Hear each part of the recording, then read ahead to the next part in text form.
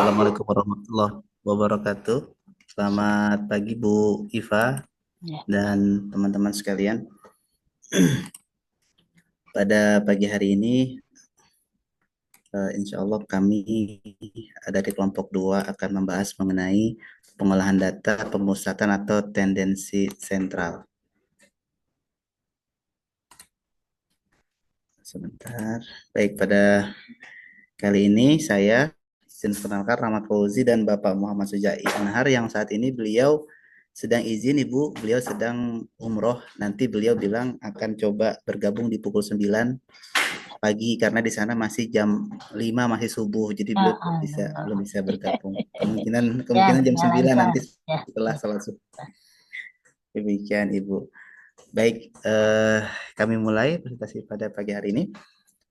Terkait outline materi kami ada definisi apa itu tendensi sentral. Di dalamnya terdapat 3 bagian yaitu main, median, dan modus. Serta ada perbandingan dan contoh implementasi dalam penulisan atau kajian ilmiah.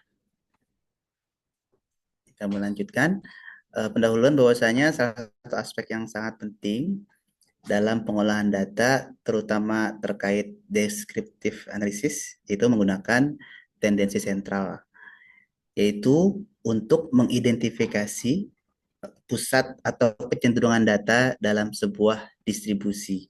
Jadi data ini belum diolah lebih lanjut, kita hanya ingin mengetahui saja mana kecenderungan data atau tendensinya dalam sebuah distribusi. Di sini ada beberapa pakar, mereka mengatakan bahwasanya ukuran pemusatan data adalah nilai yang menggambarkan seluruh kumpulan data sebagai pengukuran tunggal. Menurut Pratikno, ukuran pemusatan data sendiri meliputi rata-rata, mean, modus, dan median. Kami lanjutkan. Baik, yang pertama adalah rata-rata. Menurut Bapak Sugiono, rata-rata merupakan teknik penjelasan kelompok yang didasarkan atas nilai rata-rata dari kelompok tersebut.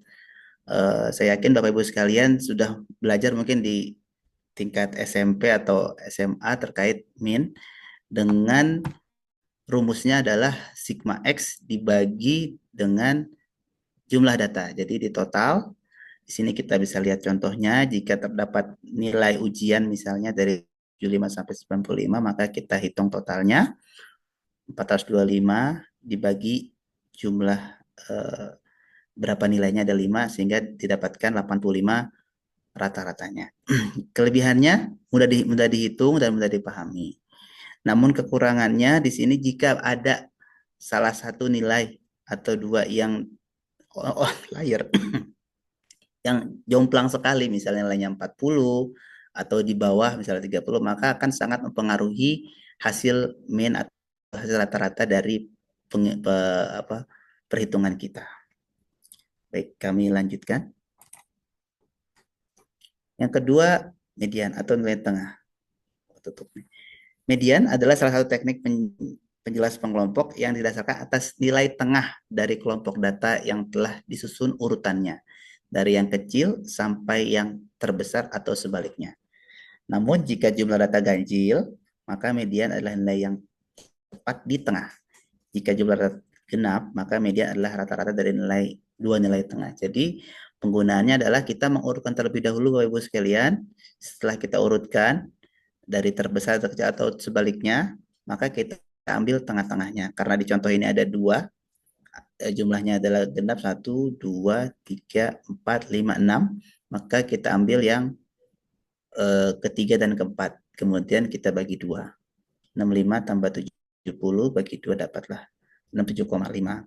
Kelebihannya tidak terpengaruh oleh outlier. Ini membuat median lebih tepat digunakan untuk data yang tidak simetris atau memiliki nilai yang ekstrim, lebih representatif untuk distribusi data yang tidak normal.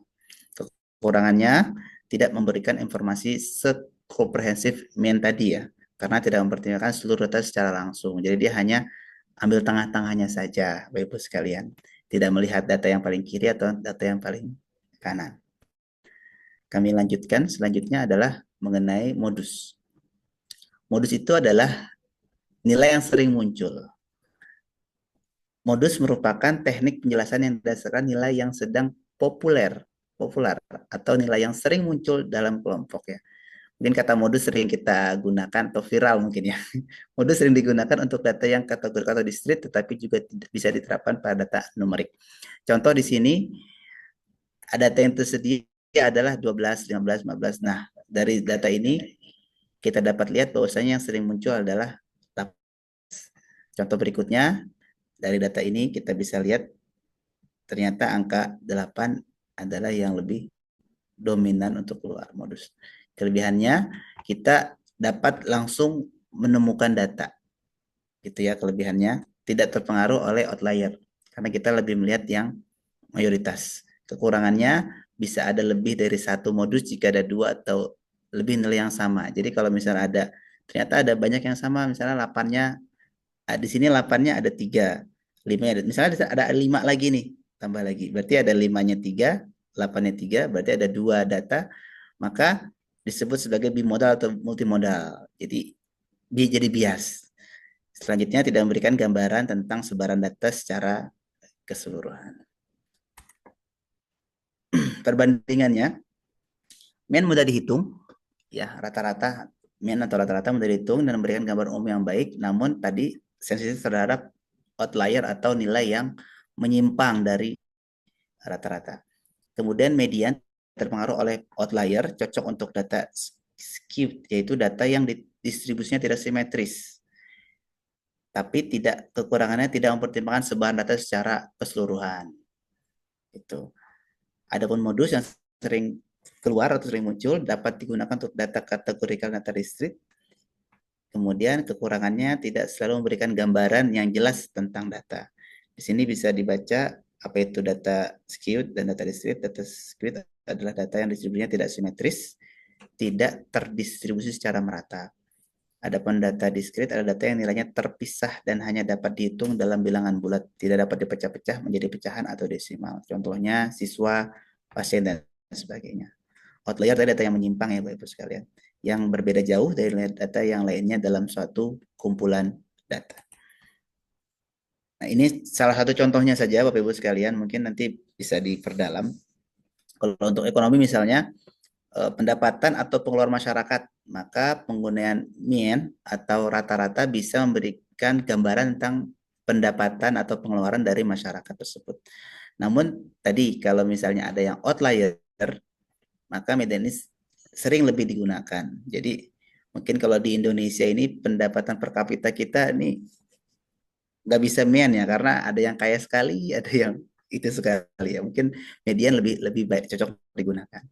Adapun pendidikan, dalam analisis hasil ujian, median lebih bisa informatif untuk menggambarkan nilai tengah jika distribusikan nilai siswa sangat bervariasi.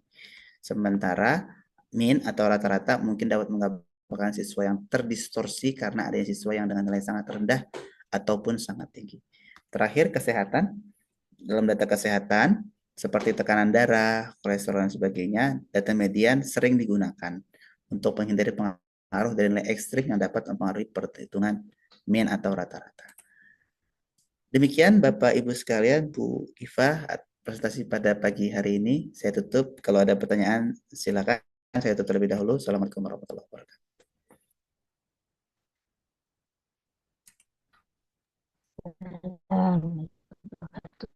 Sudah buka sesinya.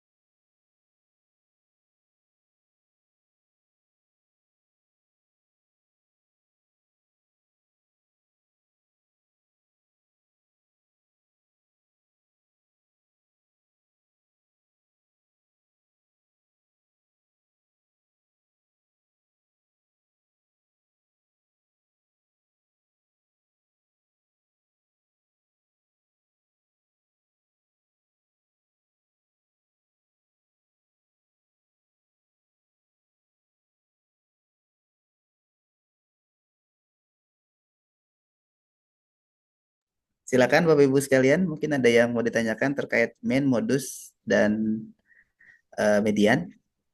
Ya, selamat pagi Pak Rahmat. Oh ya, baik Pak Iwan, Ya, silakan. mau nanya nih Pak.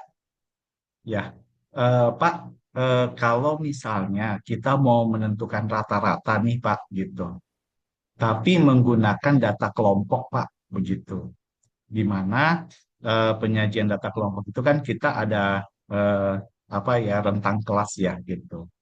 Nah, eh, apakah bisa digunakan gitu?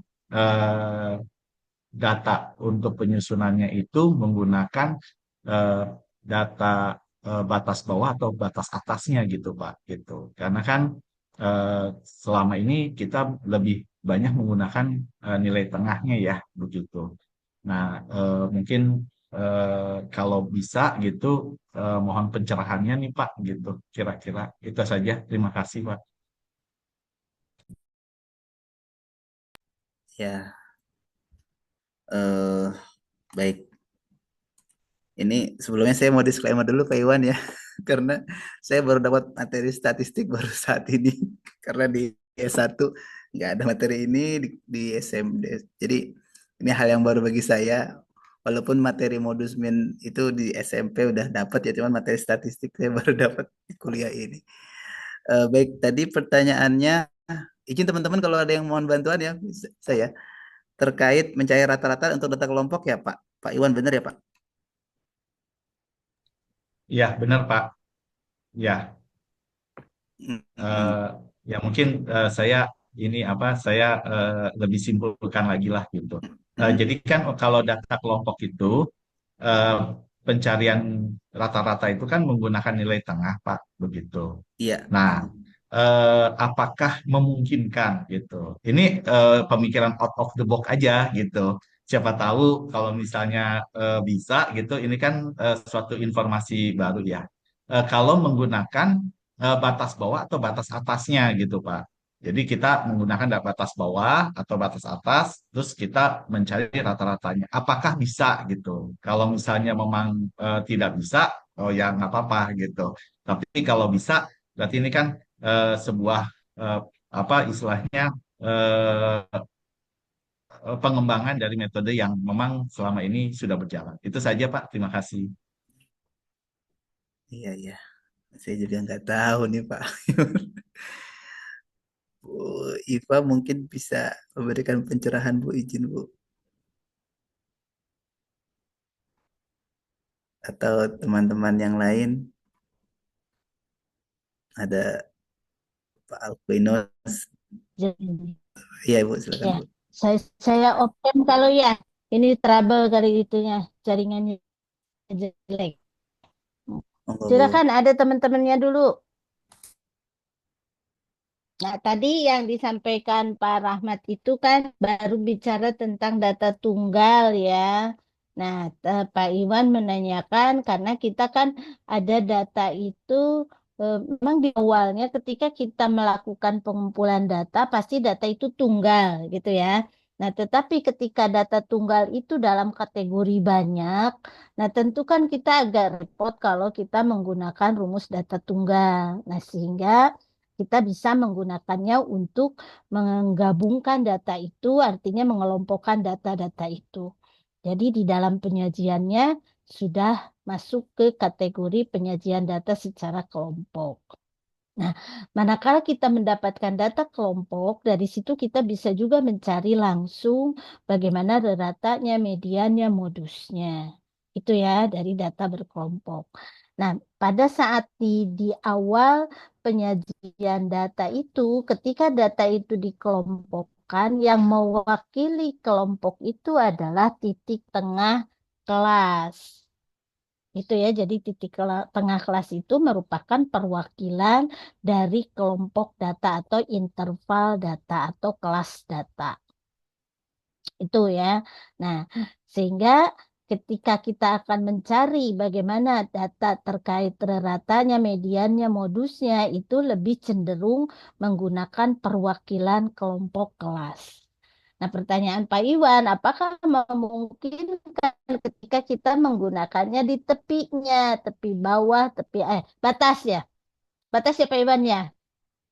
Nah, batas Ya, bawah, Bu. batas atas. Nah, itu kita cek dulu.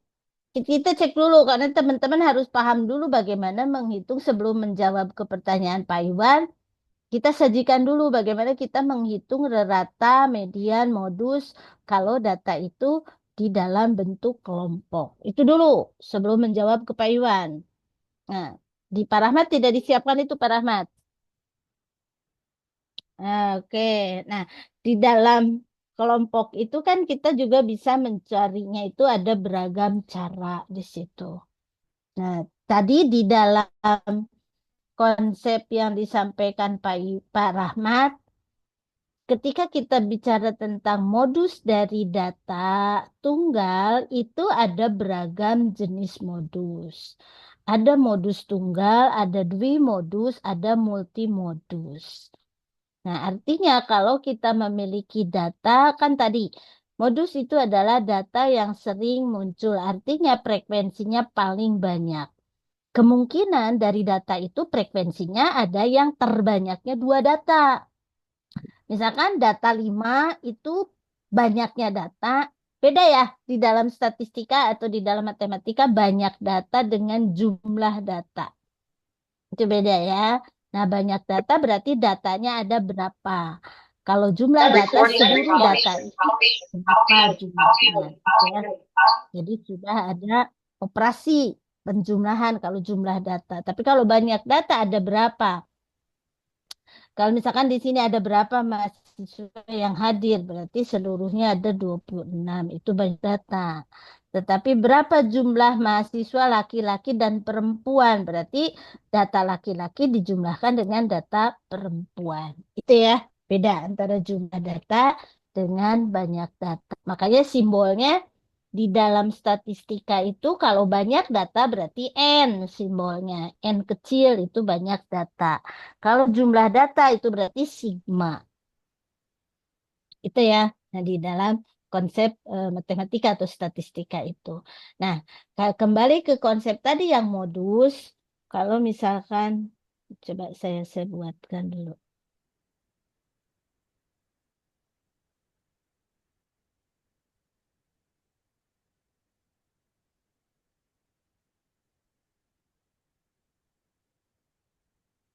Ini pertanyaan Pak Iwan sudah yang Heiger ini.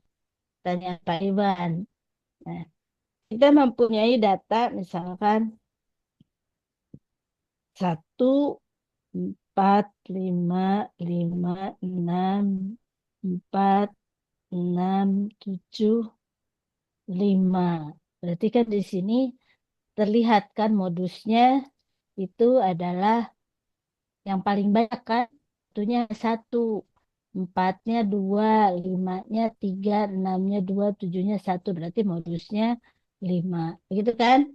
Yang paling banyak. Tapi ada kemungkinan data itu juga beda. Di situ banyaknya data bisa sama yang terbanyaknya itu.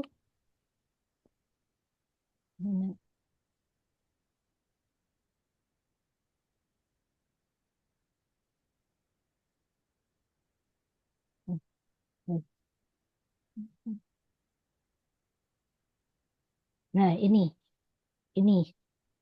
berarti modusnya adalah kan data 1 itu ada 1 ya.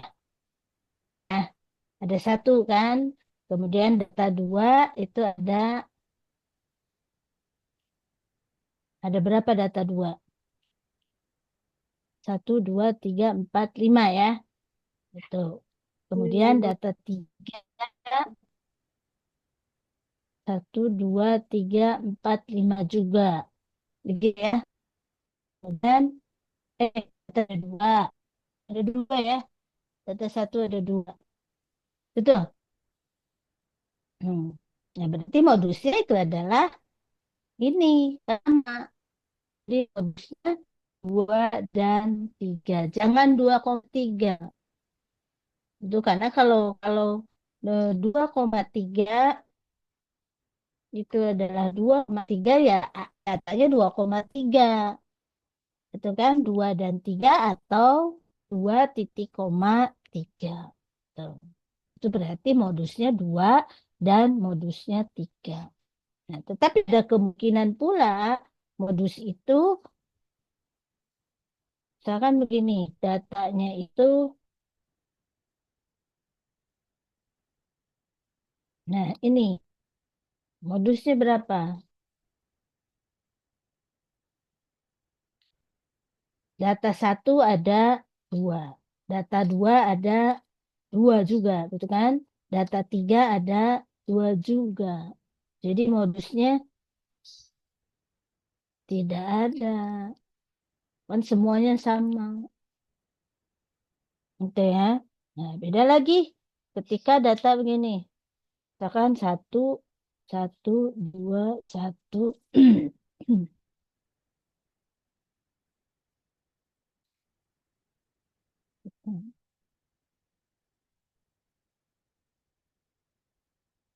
Nah, berarti data 1 ada 3, gitu kan? Data 2 ada 3 juga kan? Nah, data 3 ada 3 juga. Berarti data 4 ada 1. Berarti modusnya 1, 2, 3. Itu yang dikatakan ini multi modus. Ini berarti dwimodus.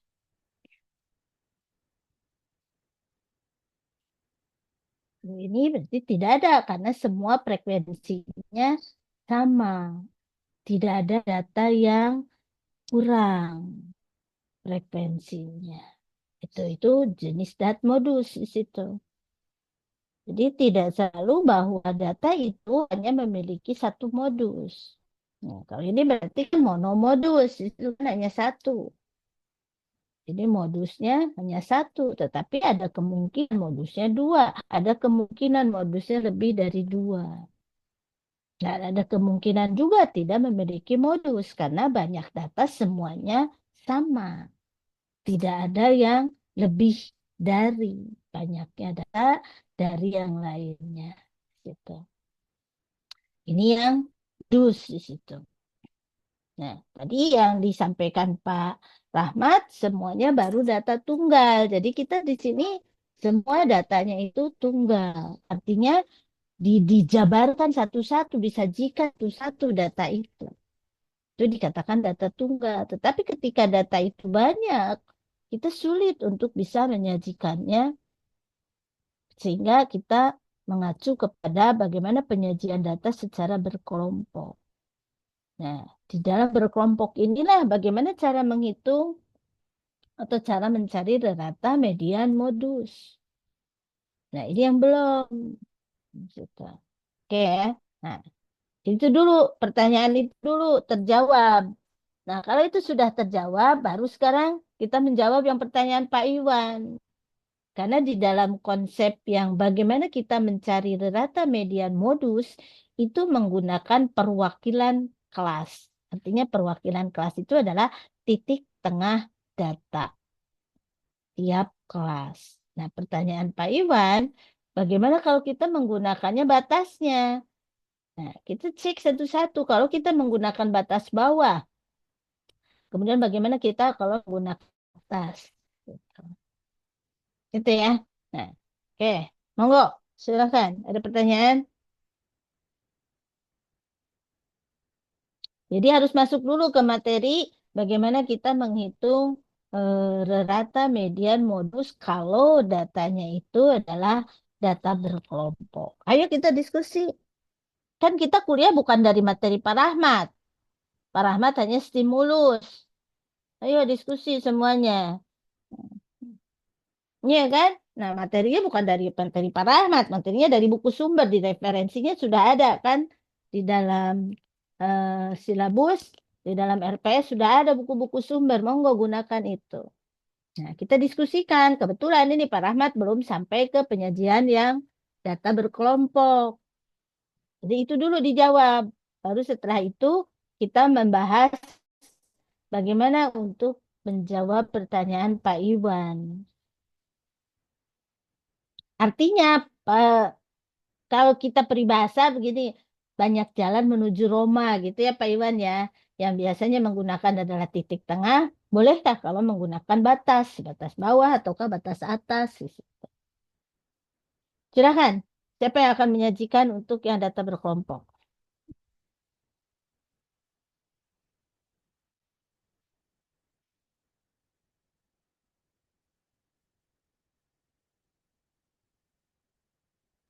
Hari ini hanya dari kelompok 2, Bu, yang presentasi. Iya, tapi penyajiannya belum selesai, makanya kan Belum kita selesai ya? diskusi, namanya bukan kuliah dari paparan yang disajikan teman. Iya, Paparan itu hanya sebagai stimulus, jadi teman-temannya sudah punya bahan untuk didiskusikan. Oh, ternyata paparannya ini tidak lengkap. Nah, jadi kita diskusikan semua. Mungkin izin menjawab, membantu menjawab, Nah, Ibu. ya, silakan.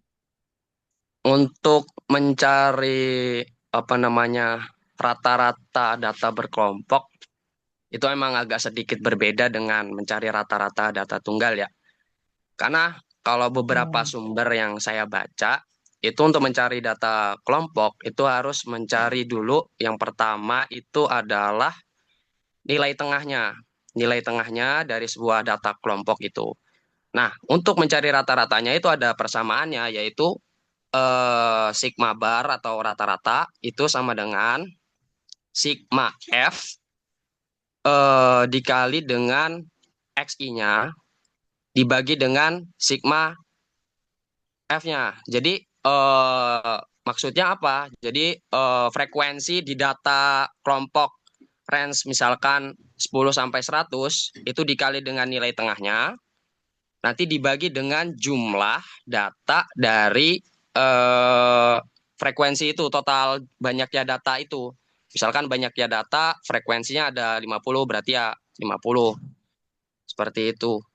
Nah, kalau misalkan apakah bisa menggunakan batas bawah dan batas atas, sejauh yang saya baca sih berdasarkan apa yang saya baca itu mungkin bisa asalkan dicari nilai tengahnya. Jadi batas atas dan batas bawah itu kan bisa dicari nilai tengahnya. Atau kita tanpa menggunakan batas atas batas bawah, kita langsung menggunakan range-nya untuk mencari nilai tengah tersebut. Dengan tujuan apa? Dengan tujuan yaitu untuk mencari nilai tengah yang akan nantinya dikalikan dengan frekuensi range tersebut. Misalkan frekuensi range-nya itu dari 10 sampai 20 nih, yaitu punya frekuensi 5. Nah, kita cari dulu tuh range rata-ratanya 10 dari 20 itu berapa? Ya udah berarti dijumlahkan kan. 10 ditambah 20 dibagi dengan 2. Yaitu nilai tengahnya sekitar 30 kan. 30 dibagi dengan 2 berarti 15 nilai rata-ratanya. Nah, kemudian frekuensi pada range tersebut tuh kalau misalkan ada 5 berarti nanti hasil itu dikali dengan 5. Jadi 15 dikali dengan 5 misalkan. Yaitu sekitar 125. Nah, 125 itu nanti ditambahkan dengan perkalian yang sama yaitu frekuensi batas misalkan 21 sampai 30 dan seterusnya. Kurang lebih seperti itu ya. Kalau sejauh apa yang saya baca. Mungkin dari teman-teman boleh kalau misalkan ada yang ingin ditambahkan, boleh silakan.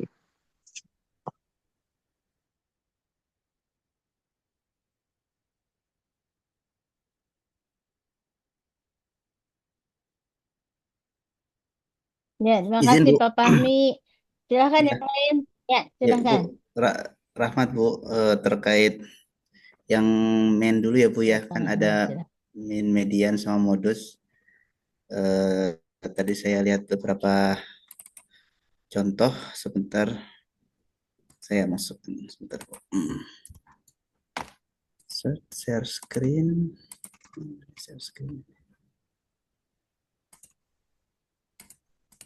Ini belum belum tentu menjawab pertanyaan Pak Iwan ini, Pak Iwan baru menjelaskan main secara data kelompok dulu, Bu, izin. Untuk share screen.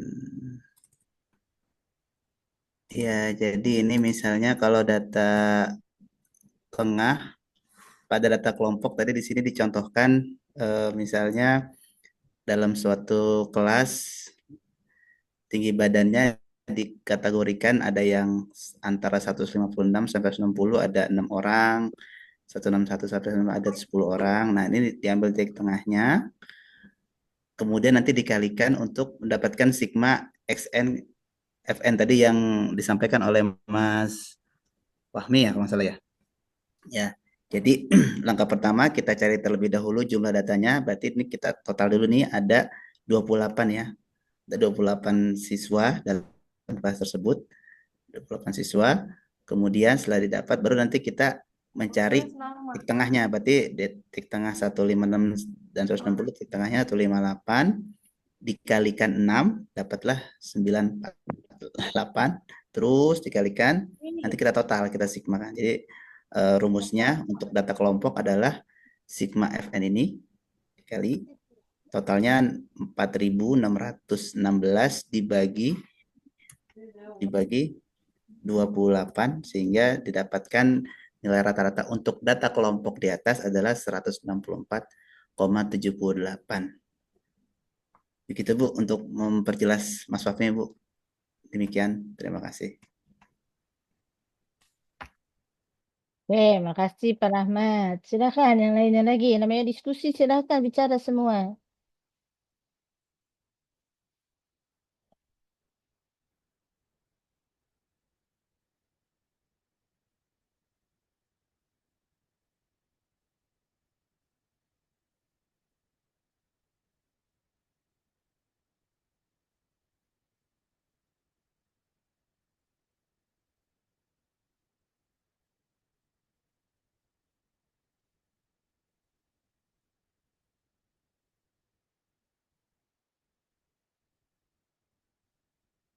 Silakan yang lain.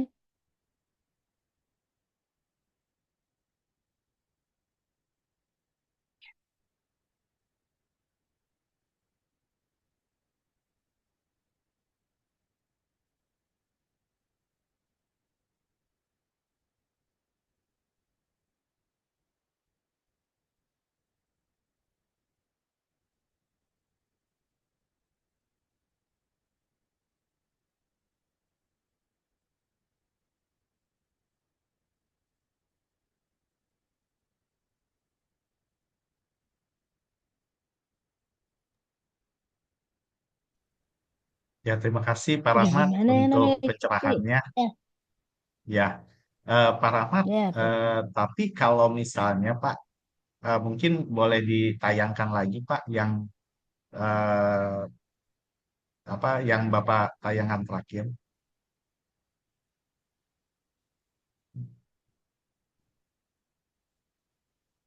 Ini Pak ya. Nah, ya, benar Pak. Pak, kalau tadi kan Bapak dapat rata-ratanya 164,7 ya Pak ya kalau nggak salah. Ya, 164,78 itu. Nah, eh, apakah maksud saya supaya lebih mudah gitu.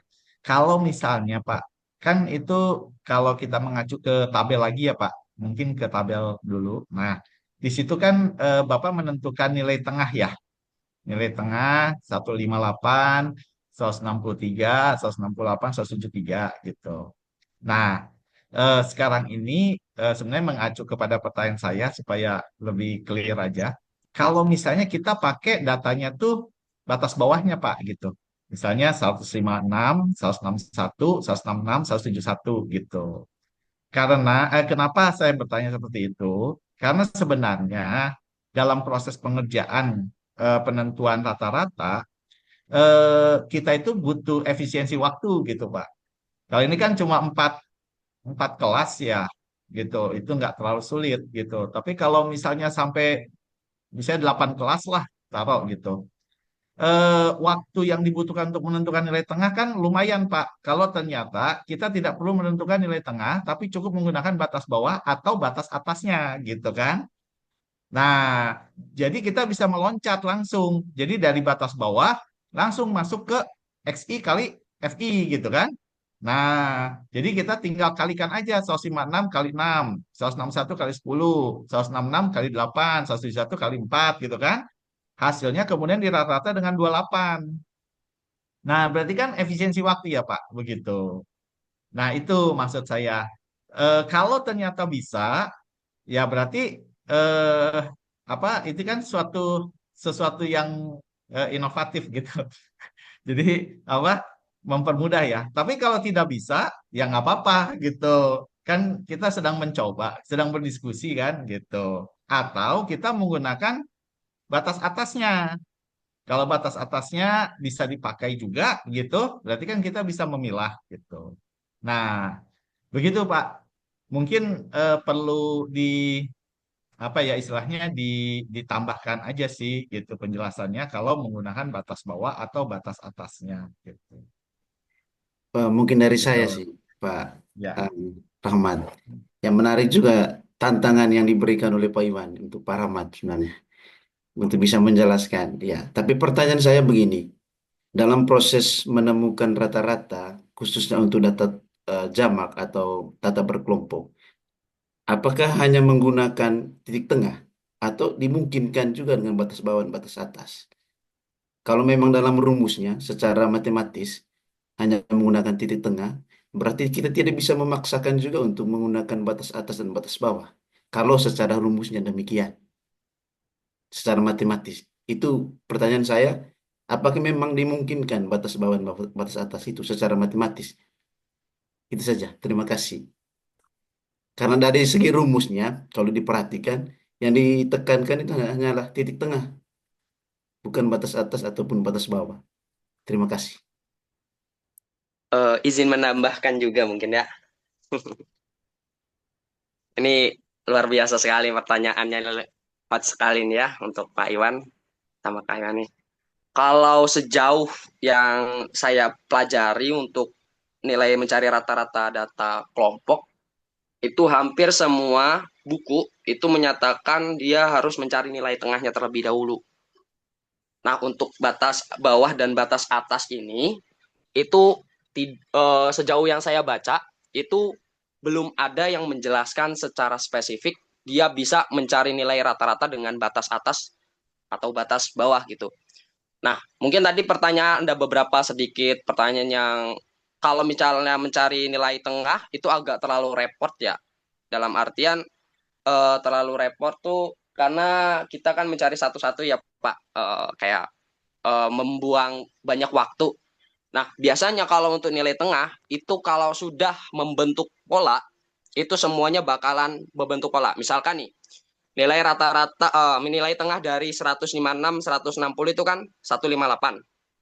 Terus nilai tengah dari 161 dan 165 itu adalah 163.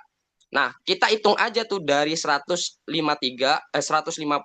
sampai 163 tuh berapa tuh selisihnya? Misalkan 8, 9, 10, 11, 12, 13, berarti ada 5 ya. Nah, dari 163 ke 168 itu pasti selisihnya akan 5. Ya kan? Dari 168 ke 173 itu adalah apa namanya? Selisihnya 5. 5, Jadi 5, 5. kalau mencari nilai tengah kesusahan ya mungkin bisa pakai tips itu ya Pak. Kalau misalkan untuk karena kita berpikir wah mencari nilai tengah itu kan susah ya. Kita jumlahkan dulu 156 tambah 160 dibagi 2 itu kan bahkan repot. Nah, kita bisa cari polanya saja. Misalkan kita mencari 2 data untuk mencari polanya berapa yaitu selisihnya berapa. Nanti biasanya nilai tengah seterusnya sampai ke bawah itu bakalan sama selisihnya dari 158 ke 163 itu selisihnya 5. Berarti nanti ke bawahnya juga itu bakalan 5, 5, 5, 5, 5 dan seterusnya. Tanpa kita harus mencari nilai tengahnya dengan cara menjumlahkan lalu dibagi dengan 2. Kurang lebih seperti itu, Pak.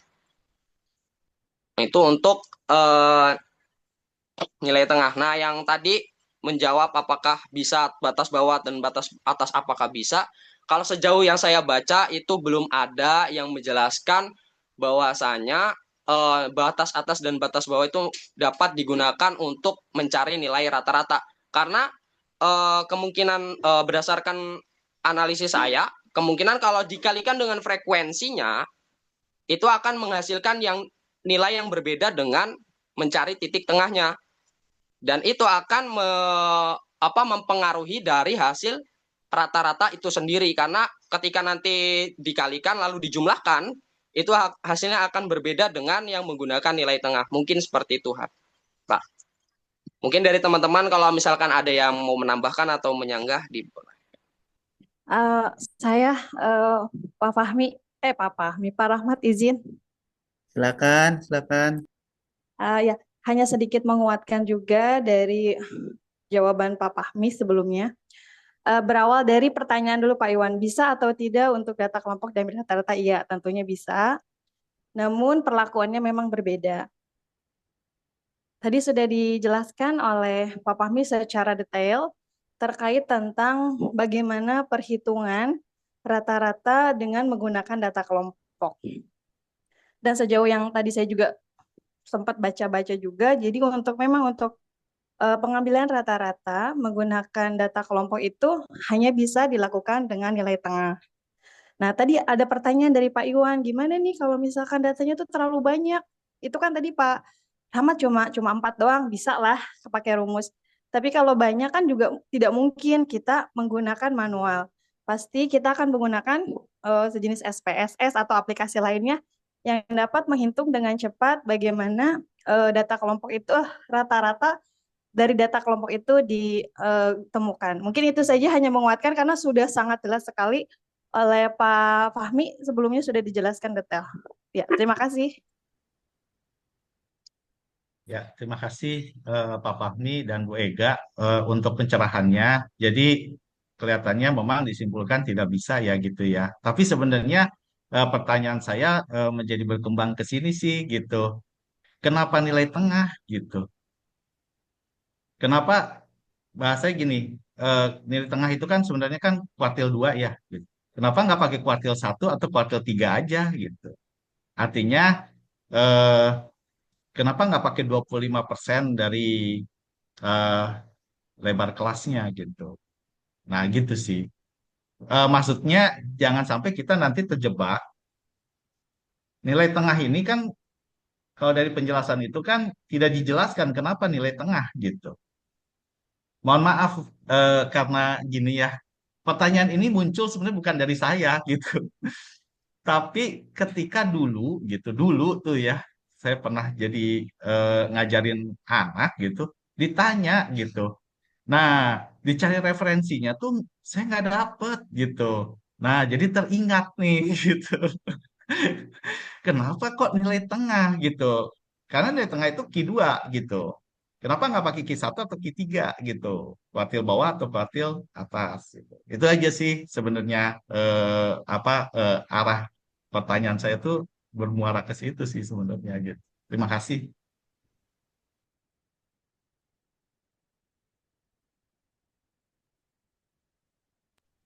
Makasih Pak Iwan, makasih Pak Iwan. Ini kalau saya di layar masih share screen kan ya. Ini terlihat berbeda ya Pak Iwan ya. Kalau misalnya pakai batas bawah sama batas atas sama nilai tengah. Ini selisihnya 222. Ini datanya hanya sedikit ya, hanya 28. Tapi kalau ada banyak mungkin bisa lebih terlihat lagi. Jadi emang ternyata kalau dari kuartil 1 atau kuartil 3 ternyata datanya beda dengan yang ini dengan rumus. Cuman kenapa tengah, filosofinya seperti apa? Nah, saya kurang tahu juga. Mungkin Bu Iva bisa bantu Bu, izin Bu. Makasih.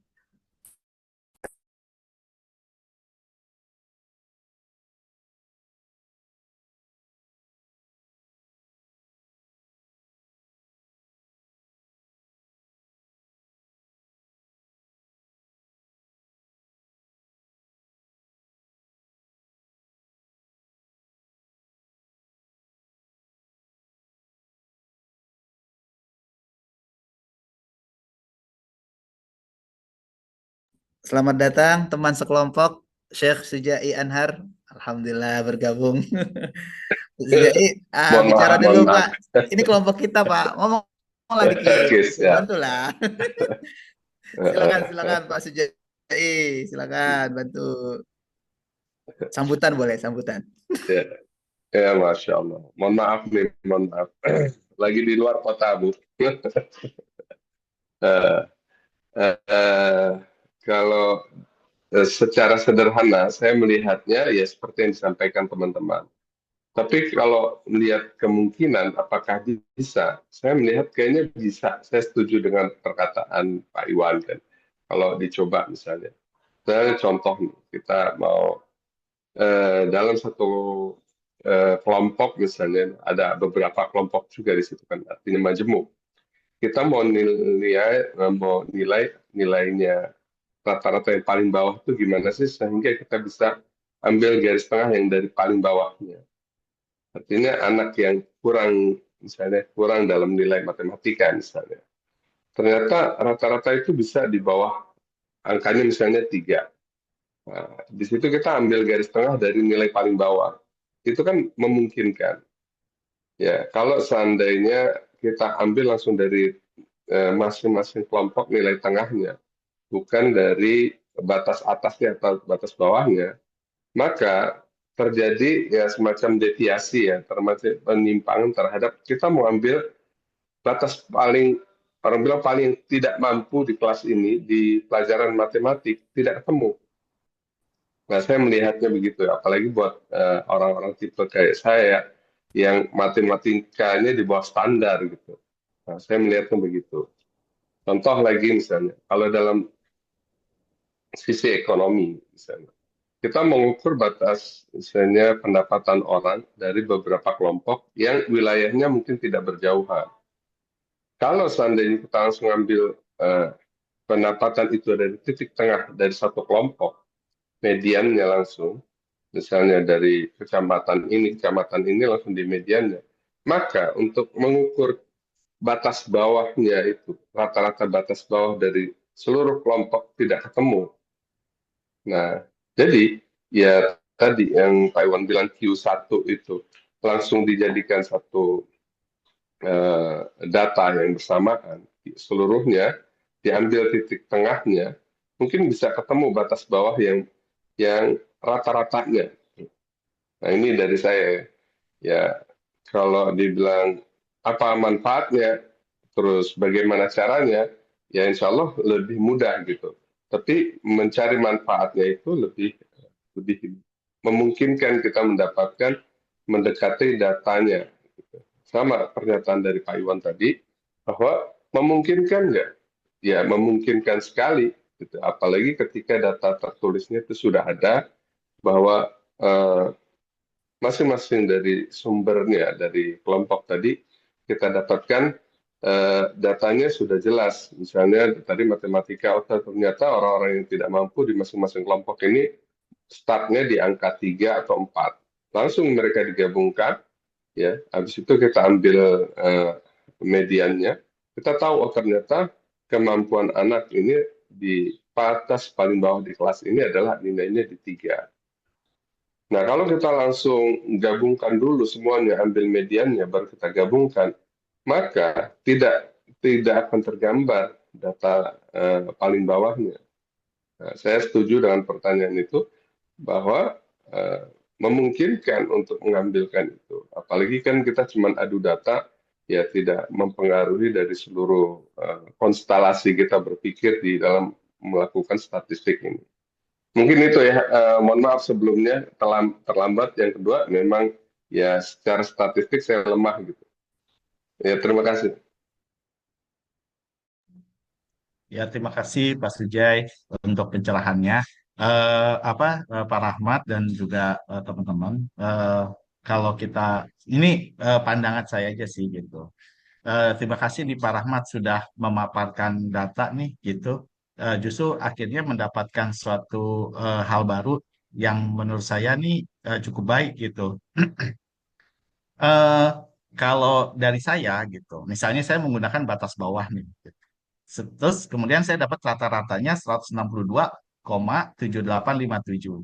Padahal kalau pakai nilai tengah, dia nilainya 164,7857. Dan memang yang sah adalah 164,7857. Itu dibuktikan dari mana? Karena dikasih latar berwarna kuning. Itu menunjukkan bahwa itu yang benar. Tapi Iya, iya, bagaimana iya. caranya supaya yang putih-putih itu menjadi kuning? Nah, daripada kita membuat nilai tengah, apa yang disampaikan Pak Fahmi itu sebenarnya benar gitu. Dengan membuat 158 setelah kita tahu polanya kita tinggal tambahkan 55 begitu. Tapi menambah 5 itu berkali-kali gitu. Kalau 4 berarti 3 kali. Nah, bagaimana kalau misalnya saya mengusulkan begini, batas bawah kita cari rata-rata ditambah 2. 2 dapat dari mana? 156 160 dikurang 156 bagi 2. Kan 2 gitu. 160 dikurang 156 kan 4, dibagi 2 kan 2. Tinggal tambahkan aja. Maka hasilnya jadi 164,7857. Sehingga saya cukup menambahkan 1 kali. Tidak perlu melakukan 3 kali gitu. Ini bicaranya usulan efisiensi aja gitu. Tapi semua kembali kepada Ibu Iva gitu. Terima kasih.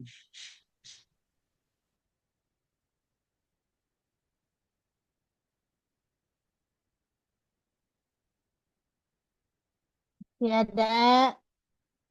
Nah, ini namanya diskusi. Jangan diem aja terus nungguin paparan. Ini namanya diskusi. Pak Sujai, selamat ya umrohnya. Semoga mabrur, sehat. Amin, amin, Masya Allah. Terima kasih, Bu. Nah, hari keberapa di sana? Ini hari keempat, tapi saya ini kan sebenarnya bawa santri ya untuk belajar selama 24 hari. Gitu. Oke, ya sehat-sehat di sana. Ya. Amin, amin. Makasih, Bu. Makasih. Sama-sama. Oke, nah kita bahas lagi. Ini mulai kita panas ini. Kalau diskusi harus panas, jangan adem-adem aja kalau namanya diskusi. Oke, terima kasih untuk diskusinya. Kita pertama melihat dulu sebentar Pak Rahmat, di close dulu Pak Rahmat, punten. Di close dulu, ya. Kita lihat dulu ini ya. Nah, ketika kita mempunyai data di sini kan, kita akan buatkan menjadi penyajian kelompok. Nah, langkah-langkah kita lakukan bisa menggunakan cara Stargis, bisa dengan cara lain yang menentukan panjang kelas tersendiri, gitu ya. Nah, tetapi ketika kita akan membuat interval kelas atau kelas, yang pertama itu kan ini beragam, kan? Bu, izin Bu, sepertinya tampilannya kita masih blank Bu, izin. Udah dapat. oh Baru gitu. banget. Udah. Baru banget. Udah. Oh, Udah gitu. baru banget Bu. Ya, kasih Bu. Loading karena tadi drop juga ini jaringannya. Sekarang sudah terlihat. Ke close Ibu.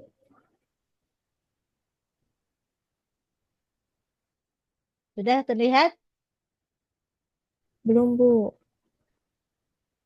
Belum, saya off cam ya, berarti ini jaringannya jelek tahu. Ya, baik Ibu. Jaringannya jelek saya. Sudah nampak? Jelas Ibu. Belum?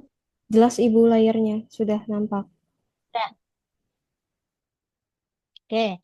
Nah, ketika kita membuat kelas pertama, ini kan aturannya boleh data terkecil, itu kan ini kebetulan data terkecilnya 44.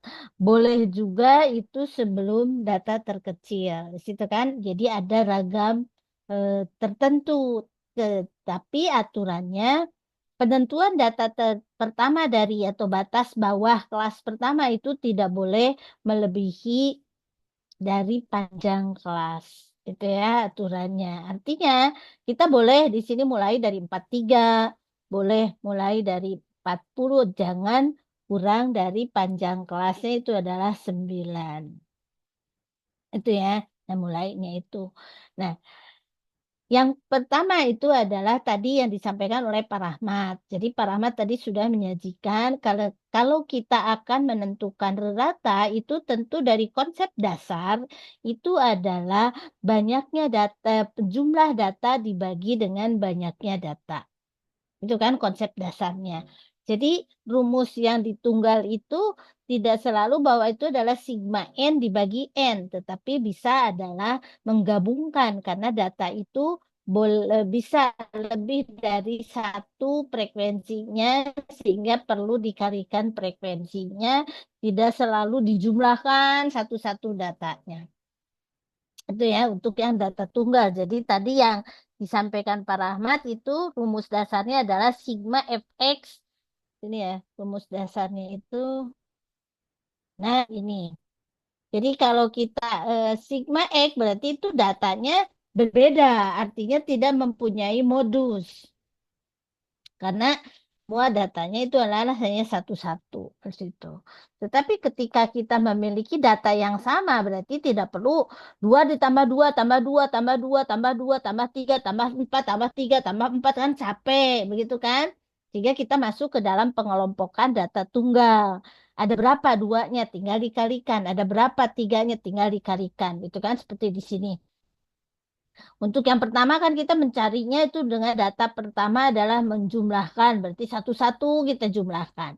Kalau datanya sedikit ya tidak repot. Tapi kalau datanya banyak, masalah. Itu kan repot. Sehingga menggunakan rumus yang kedua di situ. Dengan mengalikan ke frekuensi di situ. Itu yang konsep dasarnya yang pertama ya. Nah sekarang kembali ke pertanyaan yang tadi disampaikan oleh Pak Iwan. Nah, ketika di rumus pertama itu dari teori statistika itu memang yang digunakan adalah titik tengah. Itu sebagai konsep bahwa titik tengah kelas itu adalah wakil dari kelas tersebut. Di situ ya. Nah, sehingga menjadi wakil itu adalah sebagai satu konsep yang bisa memberikan gambaran secara keseluruhan. Nah, kenapa tidak batas? Misalkan tadi batas bawah. Tidak 44 saja. Nah, tadi kembali kepada dasar tadi bahwa kelas pertama tidak selalu itu merupakan data terkecil, tetapi boleh data sebelumnya. Itu yang pertama, gitu ya. Nah, kemudian yang berikutnya, kan kalau kita menggunakan konsep data titik tengah itu repot untuk jumlahkannya itu. Kemudian disampaikan oleh Pak siapa tadi? Bukan Pak Rahmat, satu lagi. Nah, itu betul kan? Tidak selalu kita membagi dua. Kelas pertama kelasnya berapa? 44 tambah 52 bagi 2. Kelas kedua 53 tambah 61 bagi 2. Tidak selalu demikian. Tetapi tadi cukup 44 ditambah panjang kelas. Gitu ya. Nah, itu kan repot juga, gitu kan? Nah, kita kembali lagi repotnya itu repot manual kalkulator atau repot manual sudah menggunakan aplikasi kan kembali ke sana, gitu kan? Nah, kemudian tadi ada jawaban dari Mbak Ega ya siapa? Nah, kita bicara tentang konsep beda ya konsep tentang filosofi dengan konsep praktis penggunaan perhitungan. Jadi kalau perhitungan ya sudah gampang sekarang kan ada SPSS, ada banyak aplikasi itu ya. Itu kan konsep yang aplikasinya. Jadi praktisnya bagaimana mencari tentang tentang rata dari sekelompok data. Nah, sekarang kembali ke pertanyaan yang Pak Iwan.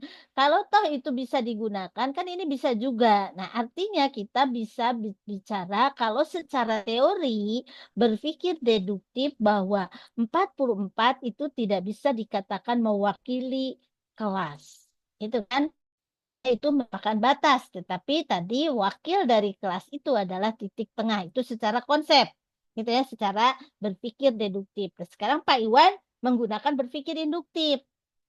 Toh ternyata kan dengan cara dikutak-atik begini. Nah, artinya kalau kita berpikir induktif, kita tidak boleh hanya menerima satu hal benar, tetapi harus berulang kali. Jadi kalau di dalam berpikir induktif itu cara berpikirnya begini. Nah, ya kan? Misalkan ini kalau bicara tentang N-nya sama dengan 1, benar tidak? Artinya kalau contohnya satu kasus, itu benar tidak? Ini tidak bisa langsung kita simpulkan. Gitu ya, kita tidak bisa langsung kita simpulkan. Harus diulang lagi. Kalau contoh yang kedua, ini benar tidak? Oke, ini juga tidak bisa langsung nomor 1 benar, nomor 2 benar, disimpulkan menjadi benar. Ini tidak bisa. Kita harus bicara lagi N yang ketiga. Ini benar tidak? Tidak bisa lagi menjawab langsung benar. Tetapi harus ditambah lagi sampai dengan N plus K. Nah, ini baru benar tidak? Nah, ini baru. Kalau semuanya sudah, berarti ini simpulan benar. Itu berpikir induktif. Nah, jadi tadi yang disampaikan Pak Iwan, kasus 1 yang Pak Iwan sampaikan itu benar. Nah, dicoba lagi dengan kasus kedua. Benar 3. Dicoba lagi dengan kasus ketiga. Nah, itu kita bicara tentang berpikir induktif. Tuh. Karena tadi yang tadi disampaikan ke siapa itu kan sudah rumus. Kalau sudah rumus tidak bisa diganggu gugat. Nah, artinya itu adalah kebenaran secara deduktif. Gitu ya. Jadi kita menggunakan konsep yang sudah umum dan itu menyatakan benar sehingga kita berpikirnya deduktif. Nah, sekarang kembali ke pola yang Pak Iwan. Nah, toh ini bisa lah, ini bisa juga, toh tidak repot. Nah, itu boleh, tetapi baru untuk kasus pertama. Nah, coba lagi kasus kedua, benar tidak? Coba lagi sampai ada beberapa kasus. Sehingga kita bisa mengatakan kalau itu ada berapa kasus, oh ternyata bisa diklaim bahwa itu adalah benar. Artinya sama seperti ketika kita perkuliahan di sini. Satu hari ini misalkan Pak Rahmat terlambat. Nah, besoknya Pak Rahmat dan Mbak Anissa terlambat. Tuh kan? Nah, besoknya lagi misalkan Mbak Anissa, Ahmad, dan Pak Sujai terlambat. Langsung diklaim bahwa mahasiswa TP itu sering terlambat. Padahal kan hanya 3 orang yang terlambat. Itu berpikir induktif. Jadi harus N1 N sama dengan 1, N kasus kedua, kasus ketiga, sampai ada beberapa kasus, sehingga kasus itu mengklaim bahwa itu benar, baru kita simpulkan bahwa itu adalah benar. Itu cara berpikir induktif, begitu ya Pak Iwan ya. Nah, karena tadi apa? Secara teori bahwa 44 atau 52 itu tidak bisa dikatakan mewakili kelas. Karena konsep tadi bahwa rata itu adalah wakil dari sekelompok kelas. Makanya tadi ketika Pak Rahmat menyampaikan, kelemahannya apa? Kalau terjadi ada data yang hilang. Itu betul merugikan, gitu kan? Ada yang jomblangnya ke kiri berarti rugi. Jadi kecil data ratanya. Kalau jomblang ke kanan ya bersyukur, berarti menjadi besar. Padahal itu tidak sesuai faktanya. Nah, itu konsepnya di situ ya. Jadi 44 dengan 52 ini tidak bisa dijadikan sebagai wakil dari kelas. Tetapi itu merupakan batas dari kelas tersebut. Nah, sehingga bagaimana untuk bisa menentukan rata itu berarti kan harus perwakilan dari setiap kelas. Nah, sekarang urusannya repot tidaknya kan kita menggunakan aplikasi tidak lagi seperti dulu. Makanya kan satu hal yang tadi disampaikan ketika menghitung atau mencari batas titik tengah itu berarti tengah-tengah dari kelas. Itu konsep dasar. Itu kan? Nah, sehingga ada cara lain cukup menambahkan itu adalah dengan panjang kelas karena wakil-wakil itu batasnya adalah panjang kelas. Itu ya. Nah, jadi Pak Iwan, monggo kita buktikan sama-sama. Kalau pertama kasusnya ini begini, benar tidak? Kasus kedua benar tidak? Kasus ketiga benar tidak? Baru kita berikutnya itu ada beberapa kasus yang benar, baru kita klaim bahwa itu bisa digunakan. Sehingga itu merupakan satu ilmu baru gitu ya. Karena tadi ilmu itu tidak sifatnya hakiki. Ilmu itu terus berkembang. Jadi apa yang disampaikan Pak Iwan, why not? Kita ayo buktikan benar tidak bahwa apa yang disampaikan dengan trik Pak Iwan itu bisa memenuhi untuk semua kriteria. Itu maksudnya. Di situ ya Pak Iwan ya. Oke, masih ada? Bisa Pak Iwan, nanti kita diskusinya dicari dulu ya, makanya latihan. Teman-teman latihan bagaimana menghitung rata, bagaimana rata data tunggal, rata data kelompok, terutama yang kelompok tadi Pak Rahmat kan belum sampai tuh penyajian datanya. Nah, sehingga ada beberapa yang harus kita jadikan sebagai latihan kita. Nah, di dalam perhitungan data kelompok pun untuk data rata itu sebenarnya ada pengembangan. Kan kalau pertama itu konsep datar besarnya adalah sigma fx dibagi dengan n, kemudian untuk data kelompok berarti kita menggunakan terkait dengan data itu bisa menggunakan dengan data. Yang pertama tadi adalah titik tengah, begitu kan? Yang pertama adalah titik tengah, sebenarnya ada lagi kalau kita menggunakan coding. Nah, ini nih yang coding itu. Artinya coding itu kita menggunakan taksiran. Nah, karena apa? Ketika kita bicara tentang rata, itu berarti kan perwakilan dari sekelompok data. Jadi kalau perwakilan ke sekelompok data itu pasti kan melihatnya itu adalah data paling banyak. Gitu ya, data paling banyak ketika di dalam konsep data kelompok itu dibuktikan atau dicirikan dengan frekuensi tertinggi. Jadi data itu akan menjadi rata manakala skor itu kisaran antara, gitu kan? Kisaran antara itu prediksi kita adalah di frekuensi yang paling banyak. Itu tuh ya, kalau data tunggal. Kalau data kelompok ini belum tentu karena kembali lagi ke sini 10 di dalam kelas pertama belum tentu itu adalah data terendah. Kemudian 34 dari kelas tertinggi belum tentu itu adalah data paling besar. Gitu ya. Nah, sehingga ini baru dugaan berada pada kisaran di frekuensi terbanyak. Nah, sehingga ada pola untuk penggunaannya tidak lagi menggunakan rumus sigma FE kali titik tengah ini dibagi dengan banyak data. Tetapi kita menggunakan coding. Nah, ini mempermudah lagi. Tidak seperti ini. Kalau ini kan ribet perhitungannya. 2 kali 12, 5 kali 17, dan seterusnya. Angkanya besar-besar. Tetapi ketika coding, angkanya kecil. Nah, pengkodingan itu adalah pada frekuensi terbesar itu adalah coding 0. Nah, frekuensi terbesar adalah coding 0 sebelum frekuensi terbesar itu adalah bilangan negatif. Itu codingnya. Kemudian yang setelahnya adalah bilangan positif. Sehingga angka yang dikalikan itu kecil. Tidak lagi seperti di atas. 2 kali 12, 5 kali 17. Tapi ini cukup mengalikannya dengan codingnya. Itu lebih praktis lagi. Nah, tadi yang saya sampaikan ini baru perkiraan kalau datanya kelompok. Buktinya setelah kita menggunakannya itu adalah data itu menggunakan titik tengah, kemudian panjang kelasnya sehingga hasilnya itu ternyata 24, bukan berada pada kelas keempat. Kan kalau data pasti itu di data yang paling banyak frekuensinya. Ternyata realnya itu tidak di kelas tersebut. Karena apa? Tadi 10 ini belum tentu data terkecil. Itu ya, itu menggunakan coding. Ini lebih praktis mencarinya. Kemudian kita juga bisa menggunakan itu adalah dengan deviasi.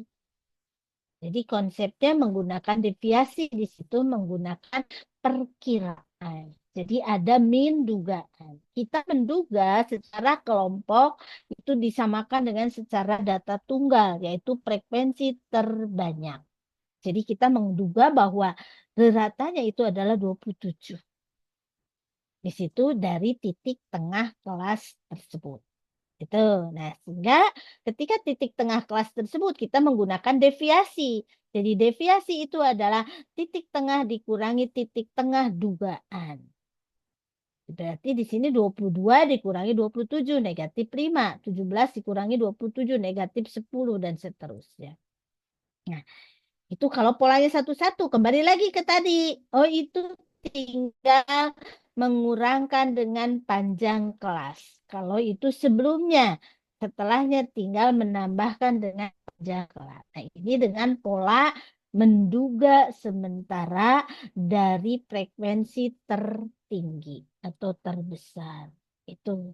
Nah, jadi itu pola untuk bagaimana kita mencari rata dari data kelompok. Karena data kelompok itu belum tentu fix sesuai dengan data tunggalnya. Nah, beda hanya ketika kita akan mencari langsung dari data tunggal. Dari data ini ada data 60 mahasiswa dari skor. Nah, kalau kita mau menggunakan rumus data tunggal berarti ini tinggal dibuatkan 44 ada berapa, 68 ada berapa, 74 ada berapa dan seterusnya. Itu kan dari data tunggal sehingga mengacu kepada konsep yang pertama untuk menghitungnya adalah nah X bar itu sama dengan jumlah dari perkalian frekuensi dan data itu. Jadi jumlah data dikalikan frekuensi dibagi banyak data. Nah itu fix ini, real. Tetapi kalau kita sudah mengacu kepada kelompok, pengelompokan, kelompok itu hanya bagian, belum semuanya merupakan data tersebut. Itu sebenarnya. Artinya ini, kalau ketemu data sudah dalam bentuk kelompok, tidak dibuat dulu dari data tunggal ke kelompok, tidak demikian. Nah itu ya perkiraannya. Oke, itu mungkin Pak Iwan. Jadi berpikirnya induktif, tetapi kita tidak mengklaim satu pola benar, oh itu langsung dikatakan benar. Tetapi harus mencari lagi bukti berikutnya, mencari lagi bukti berikutnya, sehingga ada beberapa bukti-bukti, baru kita simpulkan bahwa bukti itu menunjukkan bukti yang benar. Itu ya Pak Iwan ya. Oke, baik masih ada Bapak Ibu? Nah, PR-nya nanti saya berikan tugasnya ya, menghitung data median modus, data tunggal, data kelompok. Berarti latihannya untuk individu nanti saya sampaikan ke PJ tugasnya. Ada lagi? Hari ini satu kelompok bahan dua ya Mbak biar cepet karena nanti untuknya dua kelompok. Hari ini Karena satu ini review kelompok ya. kan, nanti kita malah Ya. habis waktu kalau pas untuk yang level S2-nya. Jadi minggu depan dua kelompok karena ini review, baru nanti kita fokus lebih banyak untuk membedah bagaimana statistik di level magister untuk keperluan terutama penyelesaian studi. Ya, baik Ibu. Gitu ya. Nah, makanya karena ini review, jadi Bapak Ibu harus memiliki bahan untuk didiskusikan hari ini, bukan gentong kosong, kemudian mengingat-ingat kembali, kita hanya berfokus pada PPT yang disampaikan kelompok. Tidak demikian. Tapi PPT itu sebagai stimulus untuk kita mendiskusikan, karena di sini ada 26, berarti ada 26 kepala yang sudah memiliki konsep materi yang akan didiskusikan hari ini. Itu ya. Oke, jadi bukan kosong, kemudian hanya mendengarkan apa yang disampaikan oleh temannya di dalam paparan, tetapi itu sebagai pemicu bagaimana kita mendiskusikannya sehingga lebih memperdalam atau mereview kembali apa yang sudah kita pelajari sebelumnya. Itu ya. Oke, Pak Iwan, ada lagi?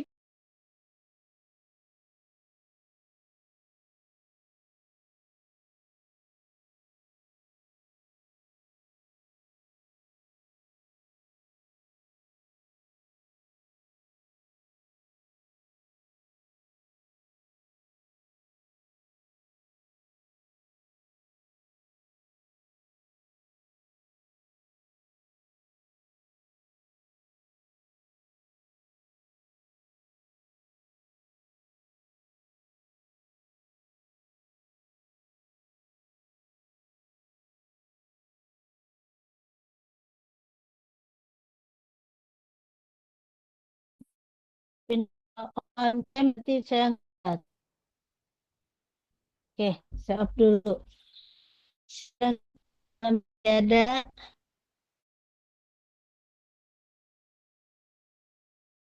latih nanti saya sampaikan ke Mbak Nisa tugas di Serang. Ya.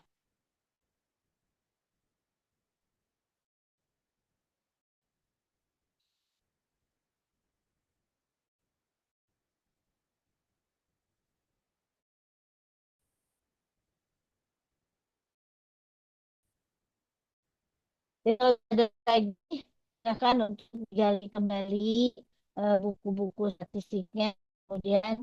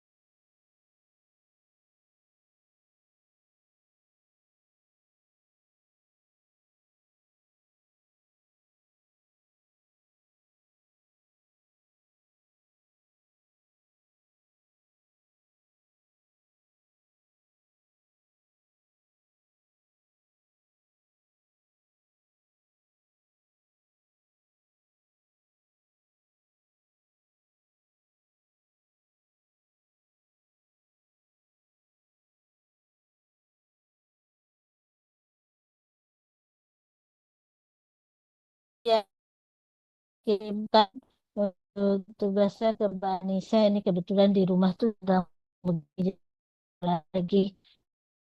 Terima kasih Pak Ahmad. Ya,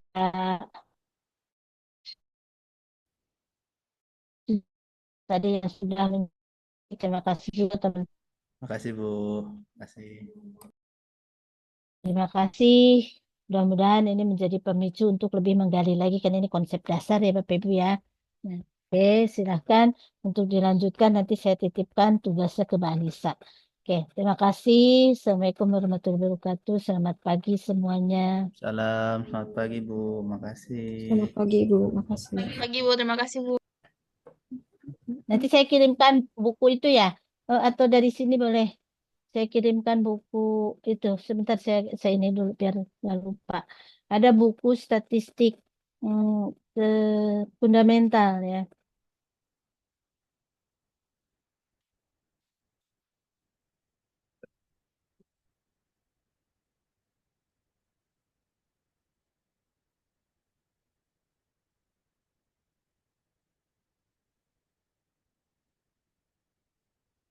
Ya, elementary statistika ini dari benda saya kirimkan di chat room.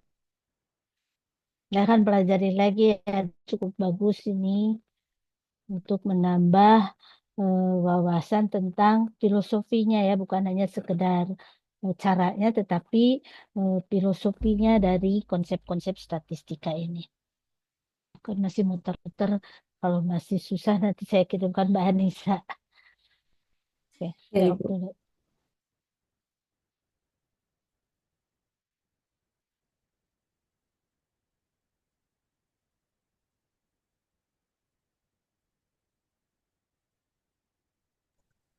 Kalau itu nanti masih muter-muter, saya kirimkan ke Mbak Anissa saja ya. Ya, Ibu. Ya, Bapak Ibu ya. Saya kirimkan nanti sekalian dengan tugas. Terima kasih semuanya. Assalamualaikum. Selamat pagi. Jinlip Terima ya. kasih Bu. Hai, Ibu. Terima kasih Bu. Mbak.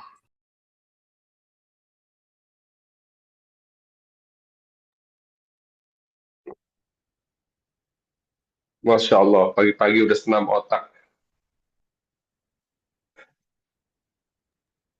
Sampai ketemu lagi Pak Jai. Di sini masih subuh. Oke, thank you ya. Assalamualaikum.